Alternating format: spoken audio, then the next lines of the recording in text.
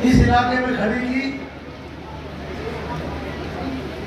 जिससे इस इलाके की प्रतिभाओं को उजागर करने में, बढ़ाने में अपना पूरा योगदान दिया।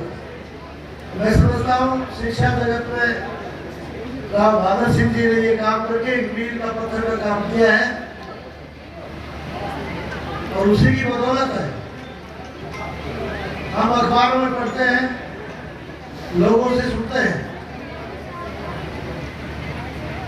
कि जिले में जितनी भी इंस्टीट्यूट है इस प्रकार की एजुकेशन, जब कोई IIT के सिलेक्शन की लिस्ट आती है तो सबसे बड़ी लिस्ट यदुवंशी स्कूल की होती है। जब कोई नीट में परीक्षा पास करने की लिस्ट आती है तो सबसे बड़ी सूची यदुवंशी स्कूल की होती है। कहीं कमीशन अधिकारियों के सिलेक्शन की लिस्ट आती है तो सबसे बड़ी लिस्ट यदुवंशी स्कूल की होती है। मैं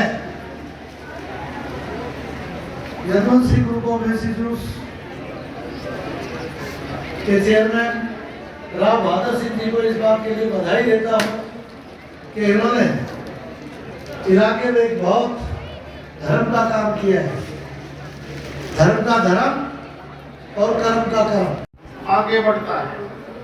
अपने देश के बारे में भी अगर आप देखोगे, सारे संसाधन होने के बावजूद बिहार जैसा प्रदेश जहाँ प्रकृति के तौर पर सभी साधन हैं, लेकिन एजुकेशन कम होने की वजह से इस देश में जो कभी नंबर 1 पर होती थी शिक्षा, वो धीरे धीरे ऐसी डूबी।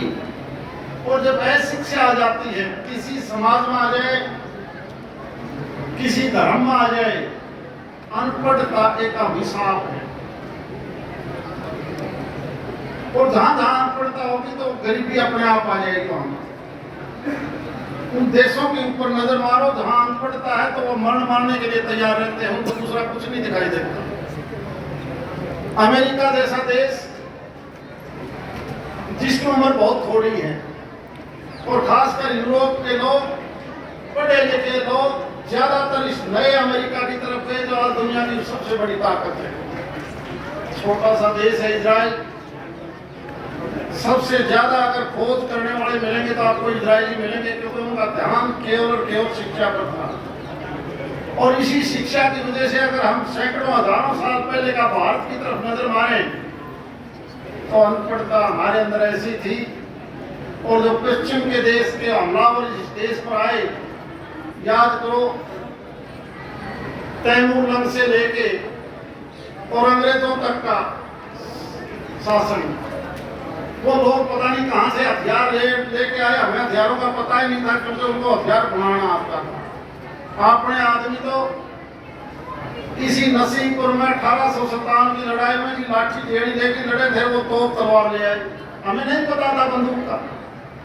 इसी प्रकार से पहला, दूसरा और तीसरा पानीपत की लड़ाई में हिंदुस्तान की कितनी बड़ी फौज हो, लेकिन उनके पास नए हथियार आए, हमें हथियारों का ज्ञान नहीं था, क्योंकि हम अशिक्षित थे। इसी एजुकेशन के माध्यम से आज दुनिया छोटी सी हो गई। जिस चीज का हमें ज्ञान ही नहीं था, आज का बच्चा चाहे वो मेडिकल साइंस साइड में हो, दूसरी साइंस में हो, कितनी बड़ी खोज कर जाता है। किसी को पता था कि जहाज चलाने वाला भी कंप्यूटराइज करके बगैर पायलट के भी जहाज चला लेगा कोई।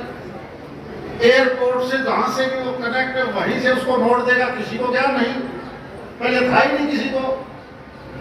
पहले तो घड़े देसी रेडियो आए तो भी लोग मजाक किया करते थे, हमारे गांव में रेडियो बात है, मानस बेराजगार में इसका मन कैसे आ गया। और तो इस मोबाइल में बैठे बैठे इतने ज्यादा इन पढ़े लिखे बच्चों ने सिस्टम बदल दिया, पता ही नहीं चलता। अगला अमेरिका में बात करें, बैठा नारनौल में है, ऑपरेशन डॉक्टर करने लग रहा है दिल्ली में, ऑपरेशन करने लगा है गुड़गांव में, और डॉक्टर से पूछ रहा है बताइए टाका कड़क लामी साड़ी ना कैसे ठीक करूं, इस हार्ट में और के डालना है। ये साइंस और एजुकेशन का ही तो कमाल है, कितनी ज्यादा खोज करी है। और मैं बधाई देता हूँ राव बहादुर सिंह जी को, दूसरे साथियों को, जिन्होंने सरकार की बजाय प्राइवेट सेक्टर में जिस प्रकार से बूम पैदा कर दिया अपने इलाके में, बड़ी बड़ी संस्थाएं प्राइमरी एजुकेशन से लेकर हायर एजुकेशन तक जो खड़ी करी हैं, उसी का रिजल्ट है कि आज इस महेंद्रगढ़ का नाम भी कहीं ना कहीं प्रदेश में नहीं बल्कि राष्ट्रीय स्तर पर हमारा नाम एजुकेशन की वजह से आगे आया है। कितने से बच्चे सिविल सर्वेंट में, डिफेंस में, हर जगह, कहीं आईआईटी का मामला हो, दूसरा मामला हो, आपको बहुत ज्यादा बच्चे आपको बाहर मिलेंगे।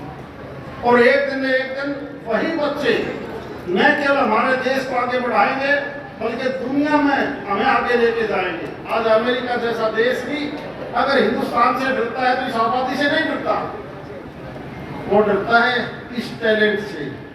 वो टैलेंट जो हमारे स्कूल में, कॉलेज में, हमारे टीचर साहिबान ने जिनको तैयार कर दिया, आज अगर अमेरिका में जाके देखोगे, इवन से रसिया हो, यूरोप के कंट्रीज हो, सबसे ज्यादा डिमांड अगर कहीं है तो वो हिंदुस्तानी बच्चों की है जो बच्चे पढ़ते हैं। मुख्य अतिथि हैं श्री धर्मवीर जी, श्री ओम प्रकाश जी।